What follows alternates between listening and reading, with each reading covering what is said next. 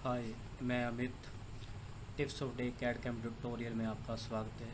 चलो शुरू करते हैं। इस आज के ट्यूटोरियल में हम आपको बताऊंगा शॉर्टकट के बारे में, कुछ शॉर्टकट कैसे हैं, और सॉलिड वर्क के इंटरफेस के बारे में मैं आपको बताऊंगा। तो चलिए शुरू करते हैं।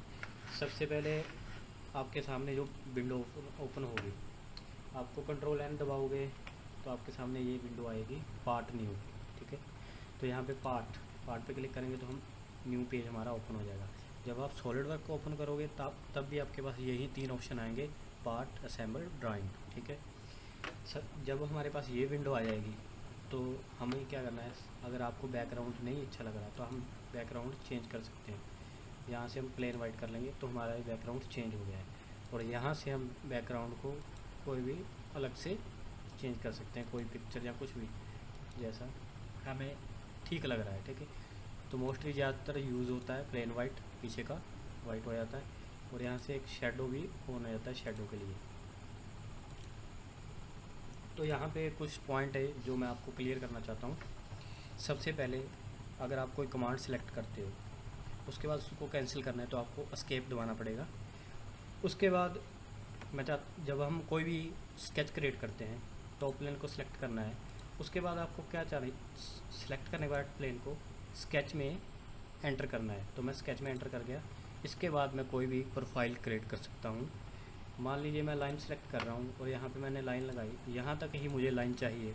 उसके बाद यहाँ तक मैं कोई और एक्टिविटी नहीं करना चाहता तो मैं एस्केप को प्रेस करूँगा तो वो लाइन कैंसिल हो जाएगी। इसका ये रूल है। अगर कोई भी हमें इसको डिलीट करना है या कंट्रोल जेड दबाएंगे तो हम वापस उसी पोजीशन में आ जाएंगे। ठीक है, और इसको जब हम कोई भी स्केच क्रिएट करना है तो सबसे पहले आपको पता होना चाहिए मैं किस प्लेन में वर्क करना चाहता हूँ, टॉप में, फ्रंट में, राइट में, किसी में भी, वो आपकी चॉइस है। आपके व्यू ऑफ पॉइंट की हिसाब से आप सेलेक्ट कीजिए।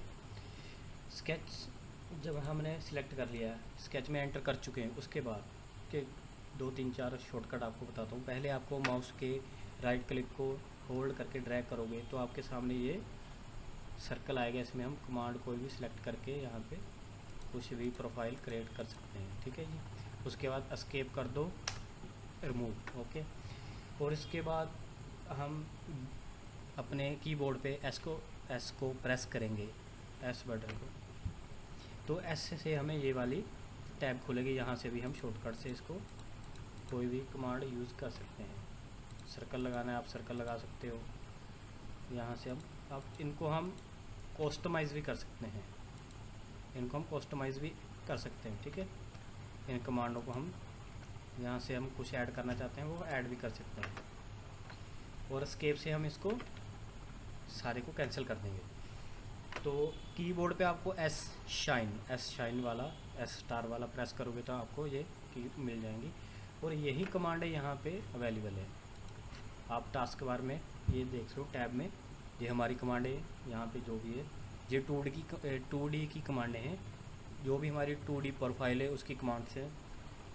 और फीचर्स में हमारी 3D आ जाती हैं। 3D जैसे extruded boss base, revolve boss base, तो ये हमारी 3D प्रोफाइल की कमांडें आ गई। उसके बाद यहाँ पे अभी आप देख रहे हो, अगर यहाँ पे हम माउस के कर्सर को ड्रैग करेंगे तो आप यहाँ से वो चेंज हो रहा देख रहे हो कि कैसे चेंज हो रहा है। ठीक है, आप 1 बाय 1 क्लिक करके भी इसके फंक्शन में देख सकते हो क्या क्या फंक्शन है।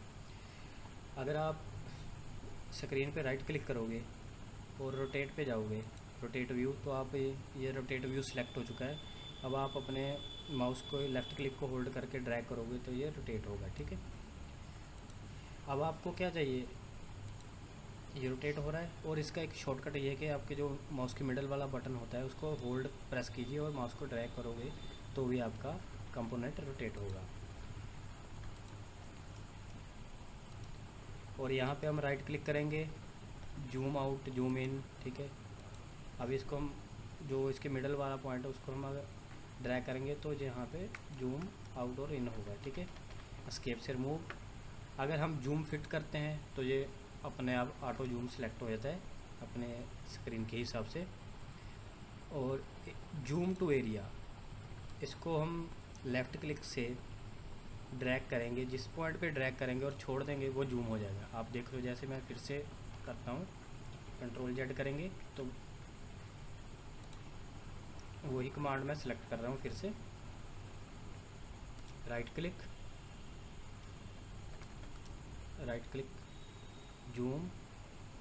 जूम टू एरिया सेलेक्ट करना है, जिस लेफ़्ट क्लिक को होल्ड और ड्रैग करेंगे और छोड़ देंगे तो हमारा जूम हो जाएगा। ठीक है, यहाँ से हम स्केच में एग्ज़िट हो गए। अगर यहाँ पे हम स्केच पे जाके राइट क्लिक एडिट स्केच में करेंगे, स्केच में हम फिर से एंटर हो जाएंगे और यहाँ से हम स्केच में से एग्ज़िट हो जाएंगे। स्केच में से हम बाहर आ गए, हम अब कुछ भी नहीं कर सकते। अगर हम कोई भी प्रोफाइल क्रिएट करेंगे तो वो नए स्केच में क्रिएट करके नया प्लेन सेलेक्ट करके हम कर सकते हैं। ठीक है, और इसके बाद कंट्रोल जेड तो आपको पता ही है, कोई भी हमारी लाइन जो हम गलत लगा लें कंट्रोल जेड करेंगे तो रिटर्न वापस हो जाता है। और इसमें जूम हो गया, रोटेट आपको बता दिया। ठीक है, इसके बाद यहाँ पे मैं आपको ये हमारा टूल बार है, इसको हम कैसे कस्टमाइज़ कर सकते हैं, और ये जो हम इसको निकालते हैं ये वाला ना, इसको हम कैसे फंक्शन को लेके आए। आपको क्या करना है, राइट क्लिक को होल्ड करके ड्रैग करोगे माउस तो आपको ये फंक्शन आएंगे।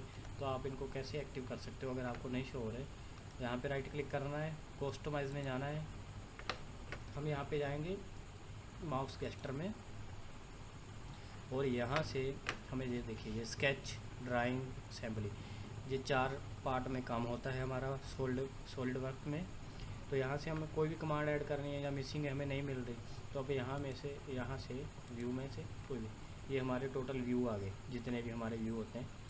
और यहाँ पे एडिट आ गए, एडिट के जो हमारे टूल यूज़ होते हैं यहाँ एडिट वाले आ गए। तो यहाँ से आप कैटेगरी भी देख सकते हो या सीधा ऑल कमांड कीजिए। ठीक है, मान लीजिए मैं इसको रिमूव करना चाहता हूँ, ये रोटेट वाले को, आप यहाँ पे क्लिक करेंगे, होल्ड, लेफ़्ट क्लिक होल्ड, और इसको यहाँ लाएंगे, रिमूव हो जाएगा।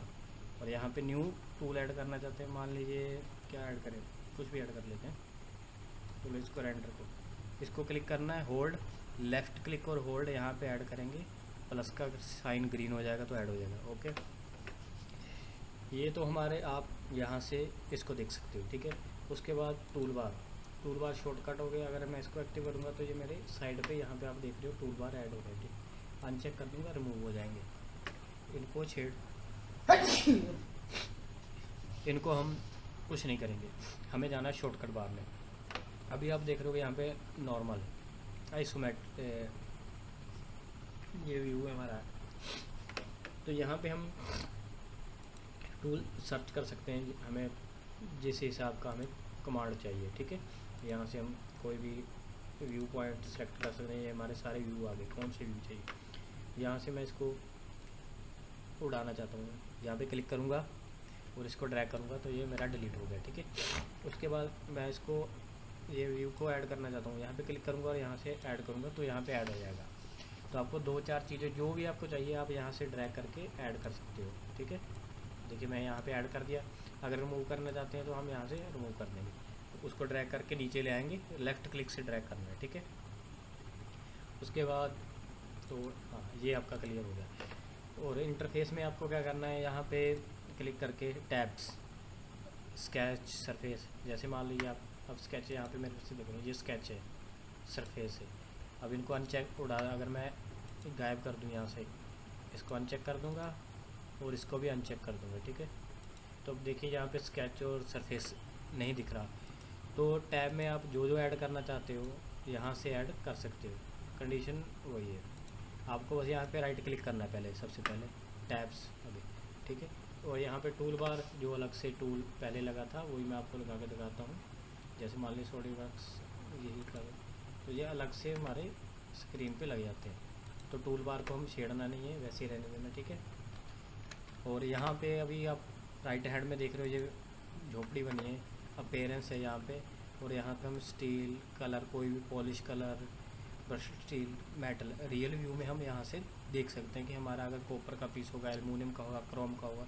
देखो जैसे जो एलुमिनियम, ब्रॉन्ज, ब्रास, तो यहाँ पे ये चीज़ें अवेलेबल है। गोल्ड में कैसे दिखेगा, पॉलिश गोल्ड हो गया, मैट गोल्ड में मेटल कैसे दिखेगा, ये एक्चुअली में रियल व्यू में आपको दिखाता है। ठीक है, और अगर आप स्क्रीन पे आर प्रेस करते हो, मैं आर प्रेस करूँगा तो जो रिसेंटली मेरे ड्राइंग बनाए होंगे, कंपोनेंट बनाए होंगे, वो स्क्रीन पे दिखेंगे, ठीक है।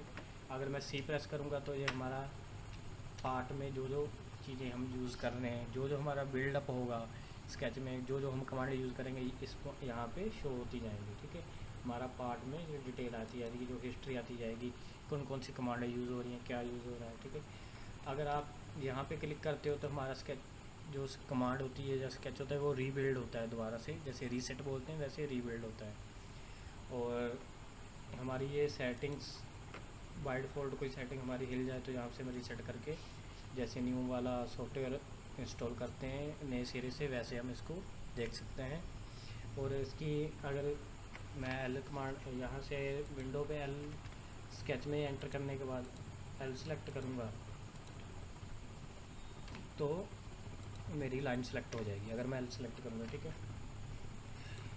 स्केच को आप ऐसे रिमूव करने के बाद इसको डिलीट भी कर सकते हो सीधा। अगर स्केच को आप डिलीट करना चाहते हो, यहाँ पे राइट क्लिक करो और ये डिलीट कर लो, ठीक है।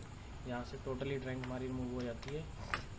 तो अगर आप सीधा कोई यहाँ से स्केच सेलेक्ट करते हो आइसोमेट्रिक में, यहाँ करने के बाद मान लीजिए हम सीधा स्केच में एंटर करना चाहते हैं, शॉर्टकट आपको बता रहा हूँ। स्केच पे क्लिक करेंगे, कोई भी प्लेन में आप काम करना चाहते हो जिसमें मैं ये ऑरेंज लाइन बन रही है सिलेक्टेड, वो स्केच हमारा सिलेक्टेड हो जाता है। उसके बाद हम कोई भी कमांड यूज़ करके कुछ भी इस पर क्रिएट कर सकते हैं।